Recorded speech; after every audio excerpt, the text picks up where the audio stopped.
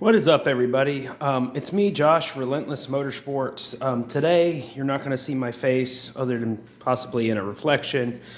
In this video, what I want to talk about is some things to look at in correlation or conjunction, whatever you want to say, with your ECU repair that was just performed by Relentless Motorsports Texas. As we see, we're here in one of my garages with my beautiful Mark IV Supra, which some of you guys might have seen in the Strass Forged catalog for the beautiful R10 Strass Forged billet 3-piece wheels that are on the car. You might have seen it before, or you might have just seen it on my website. The car used to be on some Volk GT7 wheels. There's pictures of me standing next to the car, whatnot. Anyway, on to the car. Where can we start? Don't mind, I gotta bolt my horn back in. If people are like, oh, what's that plug? It's because I need to plug the horn back in up there. I found aftermarket horns made by Pia. They're a little bit louder, and when you're out in Mexico, granted, this car's not ready to go racing Mexico yet. It's a GE, but it will be a turbo car sooner than you know it, and I will need to be able to 3-honk it out for doing that 60 roll or 80 roll.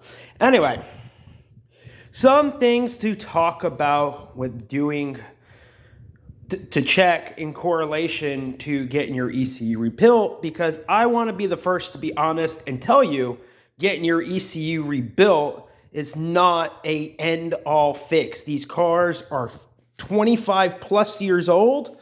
They have a plethora of problems, including my own. I'm still fixing them, and I get a lot of guys that get their ECU back, and I'm not knocking you guys, but a lot of you guys want to go ahead and go, oh, my ECU wasn't fixed, I want my money back. Mind you, as a business owner, I'm not just going to throw money back at you based off of this term, my ECU don't work, or this idea that, you know, you haven't tested nothing and that the ECU is the end-all fix. The ECU will fix a load of problems. It will fix a lot of false issues that you might think you have. You know, you might think your IAC is bad, or you might think your dizzy is bad, or your igniter, or your coolant temperature sensor, which on a GE is down under the intake manifold. It's a complete pain in the rear end to get to. You know, or you might think your O2 sensor is bad. Now, hear me out. Here's some things to check when you get the ECU back and it doesn't run. Did you know that, let me turn the light on, and it's down under here. You see that green plug? It's right back there. That is your coolant temperature sensor. On a GTE with the water neck coming out, it'd be here.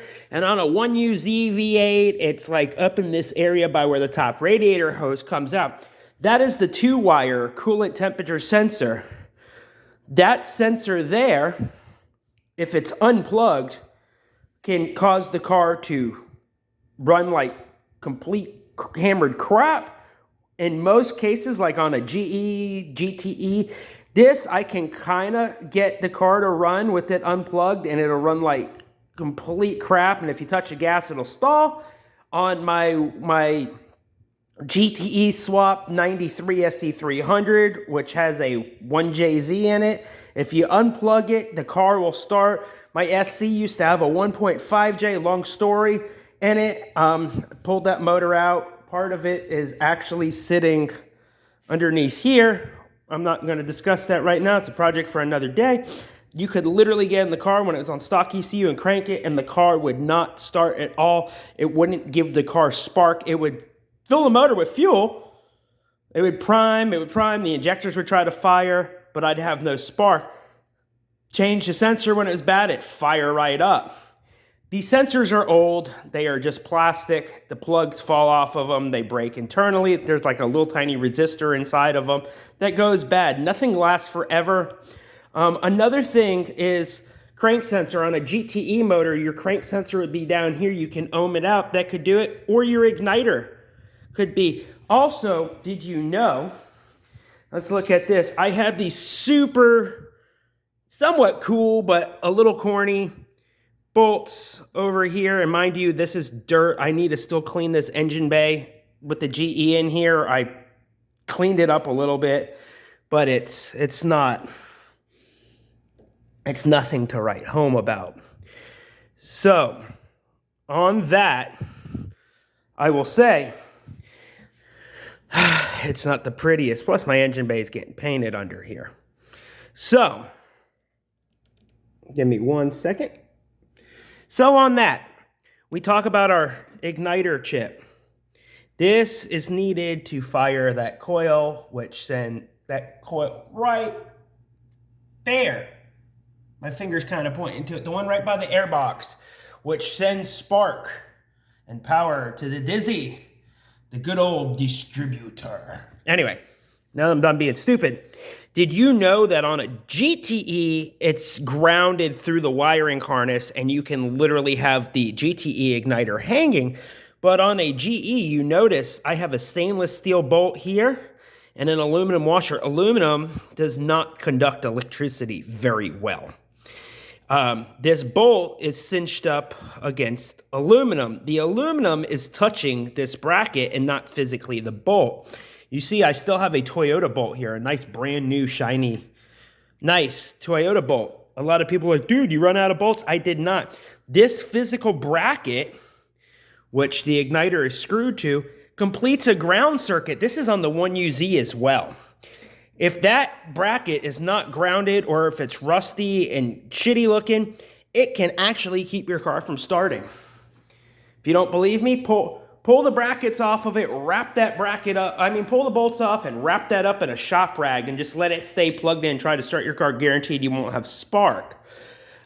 You can check that they go bad. There's resistors inside of it, and there's a couple diodes. It goes bad. It's a pain in the ass to open, by the way, to even look. So you're better off just trying to find another one, or possibly even send it in. I've only opened one. I really don't want to mess with it. It was a complete nightmare. Another thing, some people have been like, my car has erratic idle or won't stay running unless if I don't keep my foot on the gas. This is your idle air control valve. It is a stepper motor. It's a staged sequence stepper motor. And over time, there's a bearing that actually sits up in this small, round, beveled area. And the bearing gets dried out, and it can actually jam up the shaft that the diaphragm spins to open and close the hole in here. Mind you, this creates a small vacuum leak through a chamber in the intake that comes down through here, and it bypasses the butterfly, which is up in here, for the throttle body. So what happens is this is what lets it get enough of a vacuum leak to control an idle. So that there, if it's bad, can cause your car to stay wide open and rev really high to the moon, or in most cases, like mine did, it can cause you. These are rebuildable. I have made a video on my YouTube channel. You can look up about fixing the IAC yourself. On a 1JZ, it's a little bit harder. I can do it. There's a special method to do it. That is not on the channel, but the principle is the same. Another thing, I personally haven't experienced one bad, but these do go bad. Once again, it's old stuff. This is a Toyota TPS sensor. If you don't know what TPS stands for, it stands for throttle positioning sensor. This sensor tells the ECU what parameters to pull from to, one, balance out fuel maps and fuel trims, as well as control shifting points if you're in automatic. Now, another thing, and this is for my Supra Mark IV guys, we're going to go into the car itself. We're going to go into the car itself, and we're going to talk about something. So if you're an automatic, like my car is, and let's say, you I don't have the key on me, you pull it into drive, and it goes, but it doesn't want to shift, or you pull it in the drive and it shifts up and then doesn't want to shift back down to low gear when you come to a stop. The odometer has a signal that runs from the ECU through it to the speedo. If that signal breaks when the odometer goes bad, which is something I fail, as many of you have seen, it will actually cause the auto training not to shift, and you will have to like drive it like a power glide, and you'll have to ratchet shift it forward and manually shift it. This car actually currently has the problem. I haven't had a chance to fix my personal odometer yet, but I know that's the issue with this. Another thing too, a lot of people get the ECU back, and this goes across the board, and part of this goes for Mark IV Supra owners specifically, is when you put the key in. Actually, I think I do have the key. I do have the key. So we'll take this. I'm not going to start the car because garage door's closed and I don't want to fumigate myself. But you have a check engine light. This check engine light signifies that the ECU is communicating with the rest of the car. Mind you, these bulbs are old. So if you have an old car and you're like, I don't have a check engine light, and half your gauge cluster, unlike this one, is burnt the heck out, your bulb could be bad. And even if the cluster works, the bulb is bad. And bulbs, literally, it's just like a light bulb in the house. You might turn it on one time, next time it pops, it's dead. Check the bulb. Check the bulb, like majorly. Like that's a major to do. Check the bulb. Okay, now on the Supra guys, our telltale goes bad and it can actually break connection. That's something that needs to be addressed, and you won't get that. Also, if part of the odometer is bad, it feeds circuit over this, and it can also keep you from getting a check engine light. Luckily on the Supra, if that circuit's broken, sometimes, not all the times, you might get the caution symbol of doom. I mean, if you look, oh, it's because one of the doors is open. I don't know why. I don't know why mine's on, unless if the trunk is open. I do not know why. Oh, it's on because the car isn't started and the check engine light's on. But this correlates to the check engine light as well. So these guys, this here, the good old cell, check engine light, and this, let's see if indicator are connected together. Now you can get this and not have a check engine light because that also comes on with your parking brake light. And if you got a JDM car or a European model car, it doesn't say brake. It's got this little exclamation mark. Now let's talk about symbolism within these cars. So you got your seatbelt, battery, you got the catalytic converter overheat, that's a JDM thing, and your taillight failure, that is not rocket booster engaged, that is taillights. So if we go here, you have your check engine light, you have your oil level light, and this is coolant level low light, and you have another light that forms here, but mine doesn't light up, and I'm not quite sure what it is, nor do I really care. It's irrelevant. Maybe we can get it to light up in here. Or maybe there's no light there. It's been a while since I pulled it out. Nope, there is no light there. Okay, so I was wrong. Anyway, now that we have gone over all of this, these are some of the issues. Now, there is another issue. Pop the trunk. I'm not going to pull the panel out, but I'll show you where it's located that you guys can look at. So,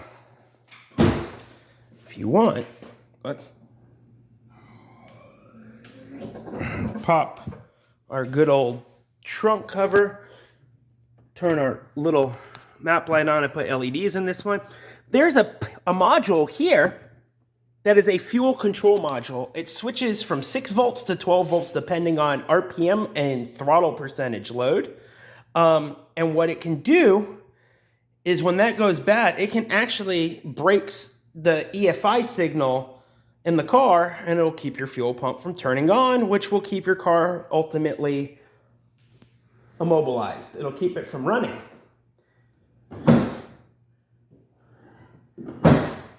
It'll keep it from running. So now that we've gone over all these things, these are some of the things you can check before assuming that your newly rebuilt ECU is bad, or even that your stock ECU is bad, or your new to you ECU is bad. Anyway, I hope this video helped you guys out, and if you have any questions, feel free to contact me at relentlessmotorsportstexas.com or on Facebook, relentlessmotorsports.com, or even Instagram, Relentless Motorsports Texas. Anyway, hope this helped. Hope you guys enjoyed the Supra. I'll be keeping you guys up on the build. And yeah, it's good talking to you guys. And before we go, check out that beautiful carbon fiber. This car is going to have tons and tons and tons of carbon fiber on it before it's over. The lip and side blades are I love carbon fiber, and even the back seat is carbon fiber. The back seat was custom built for me by TBT Carbon Works in the Dominican Republic. It's kind of hard to see in here. Let's turn the light on. You got the whole back seat is carbon fiber. Eventually I want to pull the seat belts out.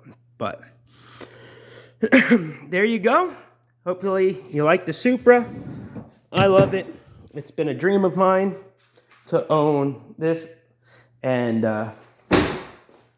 we got more carbon here. And we got more carbon down here. Anyway, I appreciate all you guys who have worked with me and who have trusted me to work on your beautiful projects or even your daily drivers.